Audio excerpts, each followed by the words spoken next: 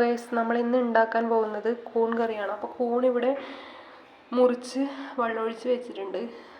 ഉള്ളി ചെറുതായിട്ട് ചോപ്പറിലിട്ട് അടിച്ചെടുത്തിട്ടുണ്ട്. വറ്റൽമുളക് 4 വറ്റൽമുളക്, കുറച്ച് കറിവേപ്പില, പിന്നെ കടുകുണ്ട്. അപ്പോൾ ചീനച്ചട്ടി വെച്ചു ചൂടായതിലേക്ക് കുറച്ച് കടുക് ഇട്ട് കൊടുക്കാം.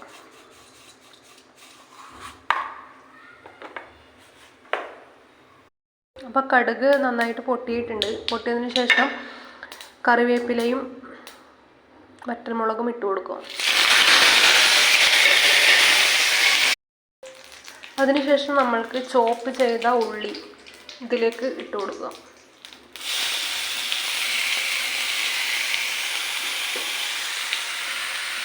അതുപോലെ തന്നെ കൂണും ഇട്ട് കൊടുക്കുക. ഇതിലേക്ക് കൂണിട്ടതിന് ശേഷം മഞ്ഞൾപ്പൊടിയും ആവശ്യത്തിനുള്ള ഉപ്പും ഇട്ടിട്ടുണ്ട്. അപ്പോൾ ഇത്രമാത്രമാണ് നമ്മളിവിടെ ഇട്ടിട്ടുള്ളത്. നന്നായിട്ട് ഇളക്കി യോജിപ്പിക്കുക. സിമ്മിലിട്ടിട്ടാണ് നമ്മളുള്ളത്. കൂണിലെ വെള്ളമൊക്കെ വറ്റിയിട്ടുണ്ട്. അപ്പോൾ നമ്മളിവിടെ കുറച്ച് തേങ്ങ എടുത്തിട്ടുണ്ട്. ആ തേങ്ങ ഇതിലേക്ക് ഇട്ട് കൊടുക്കുക.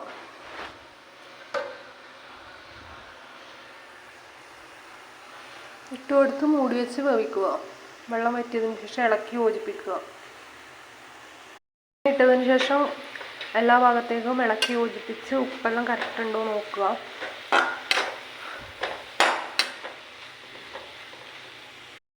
അപ്പം നമ്മളെ കൂൺ കറി ഇവിടെ റെഡി ആയിട്ടുണ്ട്.